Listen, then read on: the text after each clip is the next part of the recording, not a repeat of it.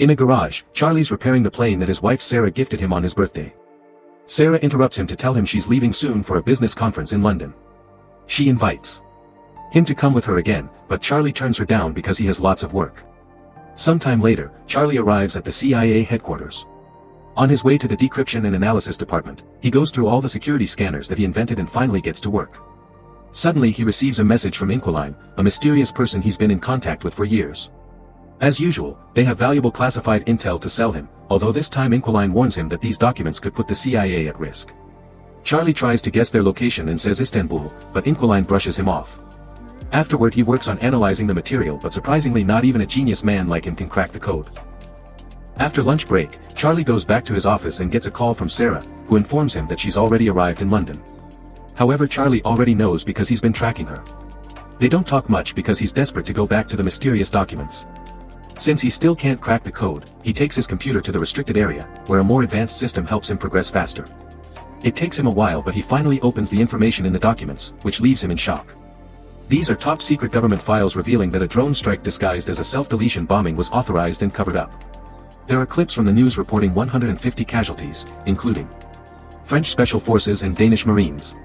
This whole operation was organized by Chief Moore, who is also Charlie's boss. That night at home, Charlie tries calling Sarah but she doesn't answer, so he leaves a voicemail. The next day Charlie arrives at the office and is surprised to find Moore waiting for him. Moore takes Charlie to the office of O'Brien, who became director very recently. She explains that there's been a terrorist attack at a hotel in London and Sarah was one of the victims. Charlie refuses to believe it and wants to call Sarah, so Moore turns on the TV to show him the news.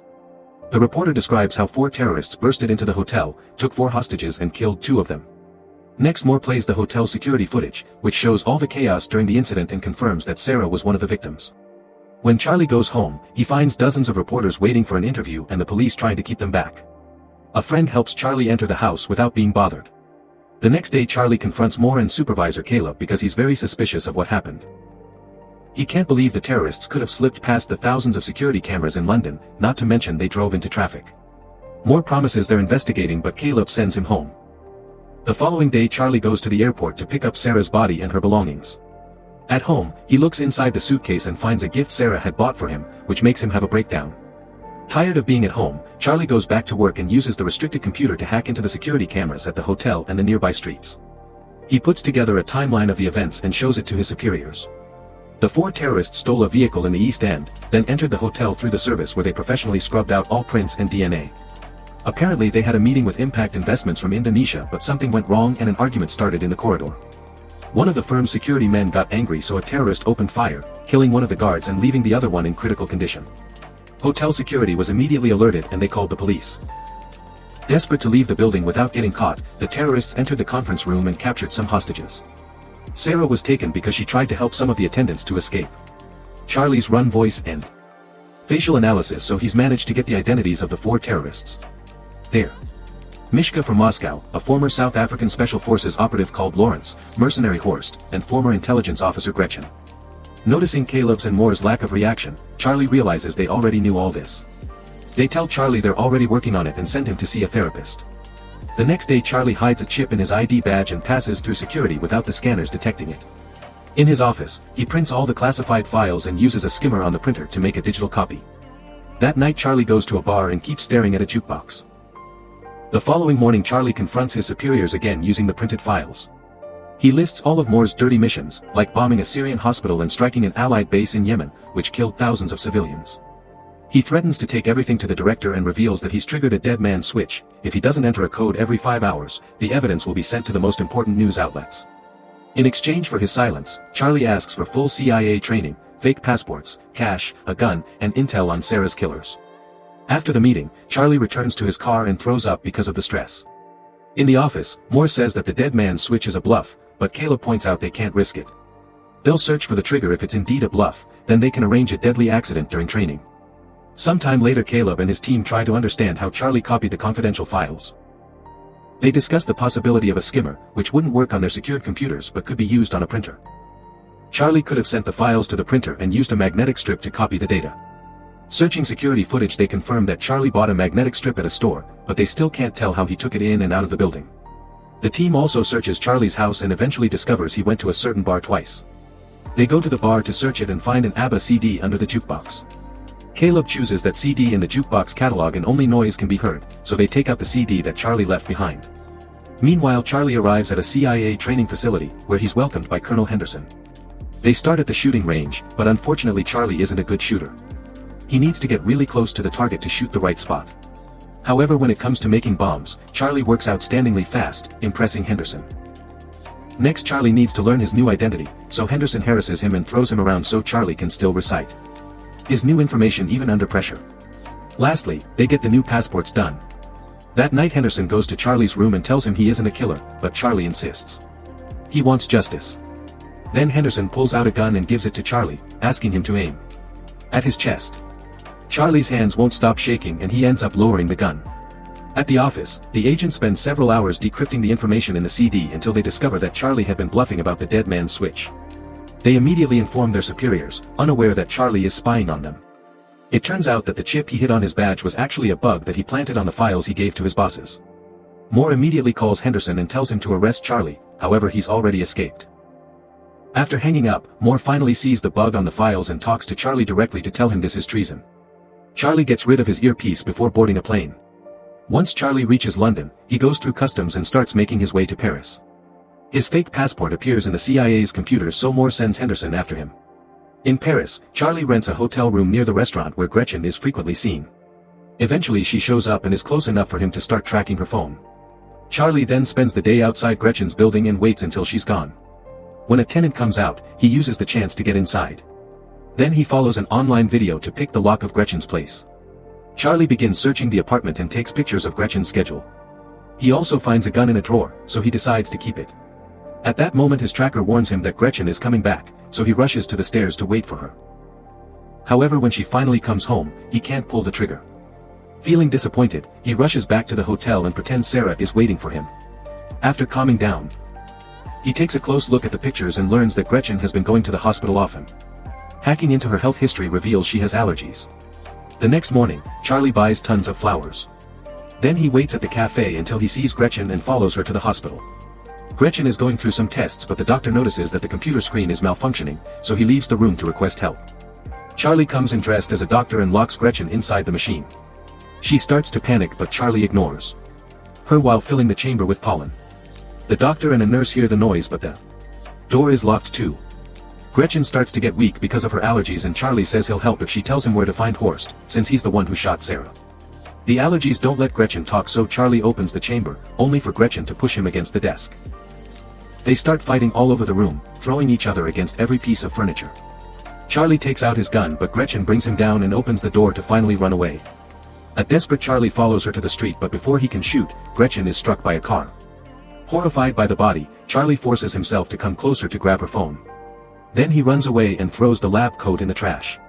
At the hotel, he washes off all the blood and packs his things.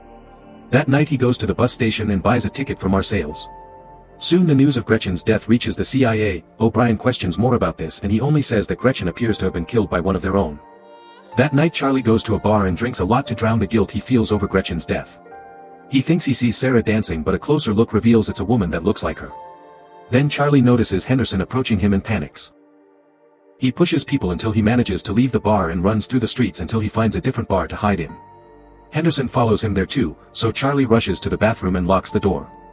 Unfortunately there are no windows here, so Charlie has no choice but to come out. He joins Henderson at the bar and learns that he found him by tracking Gretchen's phone. After a short chat, Charlie reveals a timer on his phone and runs out before a bomb explodes in the bathroom. Chaos takes over the bar and Henderson loses sight of Charlie. The tracker on his phone doesn't work anymore either. The next morning Charlie contacts the Inquiline to get their help and leaves on a cargo plane to Turkey. In Istanbul, he goes to a restaurant and texts Inquiline. Noticing a man's phone ringing, he tries to approach him but is blocked by a woman who tells him to check his phone. Then Charlie leaves the restaurant and the woman approaches him again, confirming she's Inquiline. She already knows about his wife, so she makes him hide his hat and backpack in a shopping bag. Inquiline wants him to pretend to shop for a while and meet him at a garage. Moments later Charlie meets with her again and she drives him to her home. During the trip Inquiline shares that she became a hacker 6 years ago after her husband died. He was a CIA asset and worked for Russian intelligence. In fact, he was the original Inquiline and taught her everything. The official story says he accidentally fell from a window. When they reach her home, Inqueline says this is the only place she's managed to stay longer than 3 years and admits she's tired of running. If the Russians ever come for her, she has a gun to self-delete. Then they start talking about the case. Horst is the leader in charge of hiring mercenaries for more. Lawrence is an arms dealer, so Inqueline volunteers to pose as an arms seller. To contact him. Lastly there's Mishka, who travels frequently and posts everything online. They inspect the pictures closely and find a woman with him. Facial recognition takes them to her Instagram account and they confirm she's in Spain. The next day Caleb tells his team to keep eyes on the terrorists to find Charlie. O'Brien meets with Moore and tells him she wants him to stop running Black Ops without her authorization. Moore says her predecessor gave him the same speech so he'll tell her the same thing he said then. She has his full support. After the meeting O'Brien gets in her car and her assistant shows her a picture of Henderson in Spain. It's confirmed that Moore sent him, so O'Brien sends one of her own agents after him. Meanwhile Charlie and Inqueline find Mishka by hacking into a hotel's security cameras. Charlie then travels to Madrid and stays at the same hotel. He learns that Mishka likes swimming in the pool that connects 2 buildings by their roofs. At the same time Henderson tracks Charlie down in the area. The next day Charlie starts building a device that will help him get Mishka and hides it inside the hotel. Afterward he follows Mishka to the bar, unaware of Henderson in the lobby. Charlie sees a suspicious man at the bar and realizes he's seen him before, which means he's being followed. He tells Inqueline through his earpiece, so she searches his face and confirms he's a CIA agent. She also sees Henderson on the camera and tells Charlie to abort, but he wants to stick to the plan. When Mishka goes to the pool, Charlie confronts him to ask where to find Horst. If he doesn't talk, the pool will be destroyed. Mishka doesn't believe him and starts swimming away, so Charlie presses a button and the glass starts to crack. A desperate Mishka starts swimming faster. But it's too late, the glass breaks and he falls to his death while the water floods the street. Then Inqueline warns Charlie that Henderson and the other agent are coming closer and gives him directions to escape. A chase ensues and Henderson almost catches him, but at that moment the other agent also attacks. The man tackles Henderson and they start fighting in the laundry room. Charlie watches how they keep throwing each other all over the room and Henderson puts the man's head inside a washing machine. The agent pulls out a gun and shoots Henderson, only for him to steal the gun and shoot him back. Then Charlie comes inside and wonders if he should help them, but Inqueline reminds him to run away. The next day O'Brien brings Moore to her office and asks about Charlie. Moore says he's on bereavement leave and she lets him go before revealing she's got footage from the hotel. Meanwhile Caleb and his team look at the same footage and realize Charlie had help. They look at Charlie's encrypted chats and finally find the messages from Inqueline. After a long search, they discover the file of the dead agent known as Inqueline and guess that his wife must have taken over. That night Charlie and Inqueline agree to sleep next to each other just for company. However they're woken up by Inqueline's birds screeching and they see a bunch of agents approaching on the security cameras. The duo immediately runs through a hidden tunnel in the wall and as they make their way out, Charlie sees a drone in the sky. By sneaking into another building, the duo manages to keep going and leaves the neighborhood right before the agents storm into the house. The computer is already deleting all the files so there's nothing left for them. After running down the beach, the duo gets to Inqueline's car and they're seen by the drone. Soon the agents come after them with open fire, even following them on a boat. After a long chase, the agents manage to damage the car enough to make it stop and Inqueline is mortally wounded. Charlie has no choice but to push the body to the other seat and take over the wheel so he can keep driving until he finally loses his pursuers. Later he leaves the car in the garage and kisses Inqueline goodbye. The next day Charlie contacts Lawrence and pretends to be an arms dealer to arrange a meeting. Then Charlie buys new electronics and travels to Romania. In an abandoned building, he records his own face and hacks a security feed in Berlin. Now the CIA thinks he's in Berlin and sends their people there. When Lawrence finally arrives, he finds a ringing phone on a chair. Charlie tells him to look inside a box and Lawrence finds a bunch of bombs. If he moves, they'll detonate. As Lawrence notices a picture of Sarah in the box, Charlie appears behind him asking Horst's location and promising to deactivate the bombs if he cooperates. Lawrence explains that Horst operates in Russian waters and typically receives deliveries at a Baltic seaport. Charlie then asks how to contact Horst, so Lawrence says he only gets messages through secret codes from his men. All the numbers and names are on his phone, which he tosses on the ground. After grabbing the phone, Charlie leaves and hears the bombs killing Lawrence in the other room. Soon the CIA gets the news of Lawrence's death in Romania and they realize they've been looking at fake footage. Later in a Russian hotel, Charlie imagines Sarah with him and opens the gift. It's a puzzle that he solves quickly and has a sweet message from his wife inside. In the morning, he goes to the port and sees a suspicious vehicle. He sends the code to Horst's men and sees a guy by the suspicious car check his phone. He follows the man and takes pictures of his boat before leaving.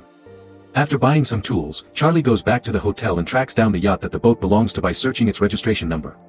He also studies the sea routes Horst might be using. In the morning Charlie approaches the boat and someone knocks him out from behind, causing him to drop Sarah's puzzle. Charlie is taken to the yacht where he finally meets Horst, who found the bomb Charlie hit earlier. Horst has noticed that Charlie killed the others indirectly and thinks he's not capable of doing it face to face. He hands Charlie a gun and asks him to do it, but Charlie can't and puts the gun down. Suddenly the yacht starts turning into the opposite direction and the crew panics. Charlie reveals he's taken control of the yacht, which is CIA administered. Since he worked on the protocols that protect this yacht, it was easy for him to hack into it and send it to Finland.